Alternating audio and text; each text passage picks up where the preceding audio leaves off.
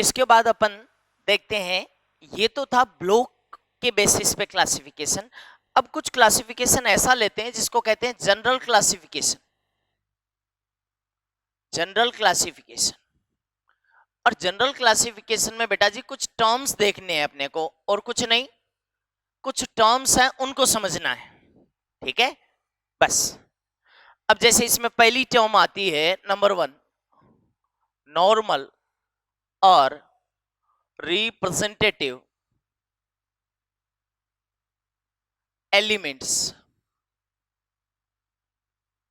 पहली कैटेगरी आती है नॉर्मल और रिप्रेजेंटेटिव एलिमेंट। बात करें हम नॉर्मल और रिप्रेजेंटेटिव एलिमेंट्स की, तो बेटा जी ये वो एलिमेंट्स होते हैं, सीधा ही लिख दूं, they have only one incomplete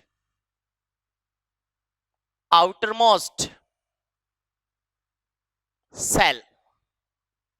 ये वो एलिमेंट है जिनमें केवल और केवल एक आउटरमोस्ट सेल इनकम्प्लीट हो।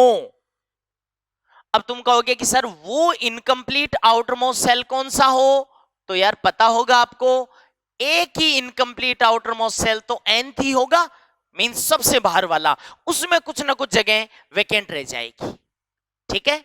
अब ऐसे एलिमेंट्स कौन से हैं, तो कहते हैं कि all S and P block elements, S and P block elements, लेकिन इसमें से इनर्ट गैसेस को आपको एक्सक्लूड करना पड़ेगा, बाहर करना पड़ेगा, क्योंकि उनमें तो आउटर मोस्ट भी फिलअप हो जाता है ना। तो मैं कहूंगा S and P block elements except noble gases. Noble gases को हटा दो तो फिर रिमेनिंग एलिमेंट्स इस कैटेगरी में आ जाएंगे। अब एक और बात, कुछ लोग, कुछ साइंटिस्ट कहते हैं कि जिंक, कैडमियम, मर्क्यूरी एंड यूयूबी, याद है इनको एक कैटेगरी में से बाहर कर दिया था तुमने, वो कौन सी कैटेगरी थी, ट्रांजिशन एलिमेंट। अच्छा, इनमें एक इनकम्प्लीट आउटरमोस्ट सेल रहता है, जिनमें दो इनकम्प्लीट रहते हैं उनको क्या कहा था, ट्रांजिशन। तीन इनकम्प्लीट रहते हैं उनको क्या कहा था, इनर ट्रांजिशन। तो बेटा जी ट्रांजिशन में से इन चार को बाहर कर दिया था, may be included in this category. यानी इनको भी कुछ साइंटिस्ट नॉर्मल और रिप्रेजेंटेटिव की कैटेगरी में इन्वॉल्व करते हैं, क्योंकि इनमें आउटरमोस्ट क्या हो गया था, कंप्लीट फिलअप हो गया था, अंदर के सेल्स कंप्लीट फिलअप हो गए थे, और जो आउटरमोस्ट था वो इनकम्प्लीट रहा था, केवल आउटरमोस्ट सेल, समझ रहे हो ना। इसलिए जिंक, कैडमियम, मरकरी एंड यूयूबी, उनको वहां से तो आपने बाहर कर दिया था। क्यों, क्योंकि इनमें D10 कॉन्फ़िगरेशन आने से क्या हो गया था, अंदर का सेल है वो कंप्लीट फिल्ड हो गया था, लेकिन आउटरमोस्ट में तो जगह थी, आउटरमोस्ट तो अब भी इनकम्प्लीट है, इसलिए इस कैटेगरी में डाल सकता है। Clear, okay. ये नॉर्मल और रिप्रेजेंटेटिव का मतलब हो गया। दूसरा इसमें नाम आता है एक, और वो है, ध्यान से सुन लेना, टिपिकल एलिमेंट्स। टिपिकल एलिमेंट्स, बस इनकी टर्म्स का मीनिंग आना चाहिए, ज्यादा नहीं चाहिए। टिपिकल एलिमेंट्स, बेटा जी टिपिकल का मीनिंग होता है एक तरह से मॉडल, समझ रहे हो ना, आइडियल। हमने क्या किया, देखो टिपिकल एलिमेंट्स वर्ड क्यों देना पड़ा, हमने क्या सोचा उस टाइम पे कि यार पीरियोडिक टेबल का कोई ना कोई एक ऐसा पीरियड सिलेक्ट करो जिसके सारे एलिमेंट्स को अगर अपन स्टडी कर लें तो उनके ग्रुप की स्टडी करने की जरूरत ना पड़े।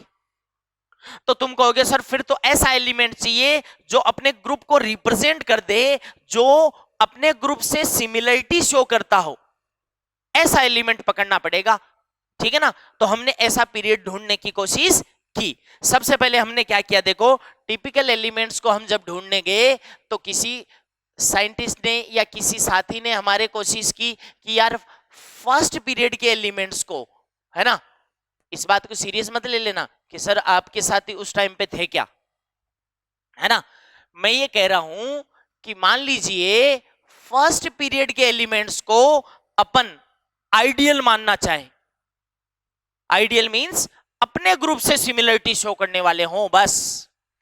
तो फर्स्ट पीरियड में तो तुम कहोगे सर हाइड्रोजन और हीलियम है, बिल्कुल सही कह रहे हो, लेकिन आप सब जानते हो कि हाइड्रोजन है वो भरोसेमंद एलिमेंट नहीं है, नोटोरियस एलिमेंट है। ये एल्कली मेटल्स के साथ में सिमिलरिटी शो करता है, कभी कार्बन फैमिली के साथ में सिमिलरिटी शो करता हुआ दिखेगा, कभी हेलोजन फैमिली के साथ में बैठा हुआ दिखेगा। इट मींस भरोसेमंद नहीं है। तो हमने स्किप कर दिया ये आइडिया, और किसी ने कहा कि चल यार फिर सेकंड पीरियड को मान लो, आइडियली तो मानना है ना, मॉडली तो मानना है। सेकंड पीरियड के एलिमेंट्स हमने लिए, कौन कौन थे?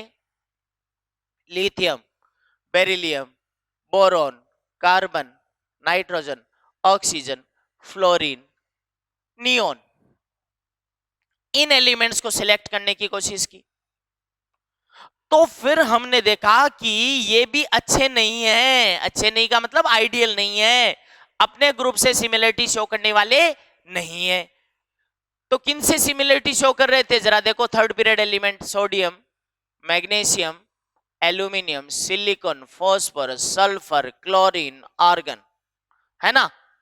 तो हमने क्या देखा कि ये जो लिथियम है ये अपने ग्रुप की तरफ ध्यान नहीं दे रहा, अपने ग्रुप से सिमिलरिटी शो नहीं कर रहा, बल्कि जो डायगोनल पर नेक्स्ट ग्रुप एलिमेंट है डायगोनली उससे सिमिलरिटी शो कर रहा है। इसको कहते हैं डायगोनल रिलेशनशिप शो कर रहा है। तो अपने ग्रुप से सिमिलर, अच्छा बेरिलियम भी ऐसा ही निकला, बोरोन भी ऐसी ही निकली, तो ये भी एलिमेंट्स अच्छे नहीं निकले, भरोसेमंद नहीं निकले, अपने ग्रुप से सिमिलरिटी शो करने वाले नहीं निकले, तो मैंने ये भी आइडिया छोड़ दिया। अब रिमेनिंग रहा थर्ड पीरियड। यस, ये बहुत अच्छे आदमी थे, ये केवल और केवल अपने ही ग्रुप से सिमिलरिटी शो करते थे। इसलिए बेटा जी थर्ड पीरियड ध्यान से सुन लेना, बस ज्यादा नहीं, third period elements except argon are included in this category, means they are typical elements. Why? Because they have similarity in their properties with their own group elements, है ना। जो एलिमेंट्स अपने खुद के ग्रुप से सिमिलरिटी शो करते हो properties में, ओके। तो इसलिए थर्ड पीरियड एलिमेंट्स अपने ही ग्रुप के एलिमेंट्स के साथ में प्रॉपर्टीज में सिमिलर थे, इसलिए अपन ने इनको क्या कह दिया? Typical elements. Is that clear? Numbers कितनी है अगर कोई पूछ ले तो कह देना 7 ही है, ठीक है। तो एक वर्ड का मीनिंग और आ गया आपको, और वो कौन सा वर्ड है जी? Typical elements. अच्छा, इसी बात से जुड़ा हुआ नेक्स्ट वर्ड है, इसी से थर्ड है, वो है ब्रिज एलिमेंट। ब्रिज एलिमेंट बेटा, ब्रिज एलिमेंट का मतलब है second period elements. Second period elements which show diagonal relationship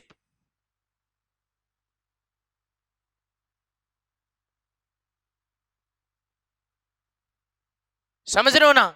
second period elements जो डायगोनल रिलेशनशिप शो करते हो उनको हम क्या मानते हैं? ब्रिज्ड एलिमेंट मानते हैं। तो तुम कहोगे कौन कौन से होंगे? जैसे लिथियम ब्रिज एलिमेंट कहलाएगा, क्यों? डायगोनल रिलेशनशिप शो करता है। बेरिलियम हुआ, बोरोन हुआ, ये सब क्या शो कर रहे हैं? ये डायगोनल रिलेशनशिप ही तो है, इसलिए ये ब्रिज्ड एलिमेंट कहलाते हैं। क्लियर? लेकिन काम का क्वेश्चन बता रहा हूं, एक इंपॉर्टेंट बात बता रहा हूं, क्या रीजन क्या होता है इस चीज का?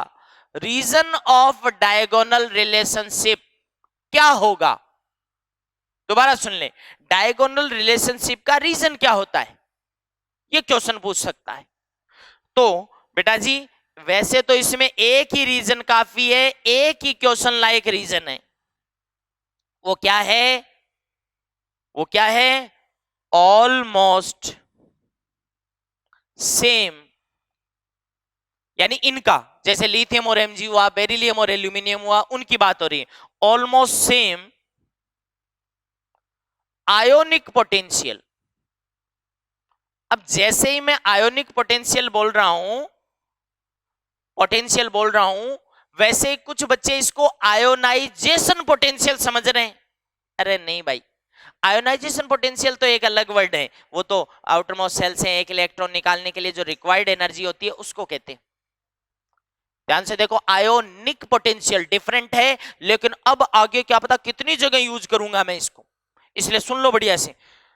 यहां तो काफी है, बस हो गया खत्म। डायगोनल रिलेशनशिप का क्या रीजन है बता देना, ऑलमोस्ट सेम आयोनिक पोटेंशियल। लेकिन अब आगे सुनो, इसका सिंबल में लेके चलूंगा, फाई स्टैंडर्ड है, हर जगह लूंगा, ठीक है। लेकिन तुम कहोगे कि सर ये होता क्या है, ये तो बताओ। तो मैं कहता हूं कि बेटा जी, आयोनिक पोटेंशियल का मतलब है एक आयन के लिए है और उसके चार्ज और उसकी साइज, इसका रेशियो होता है। उसके चार्ज और उसकी साइज का रेशियो होता है ये, ठीक है ना। ध्यान रखना, साइज का मीनिंग यहां अपन नॉर्मली रेडियस से लेते हैं, ठीक है जी। और दूसरा रीजन ध्यान रखो तो रखो, पहला रीजन तो ये हो गया।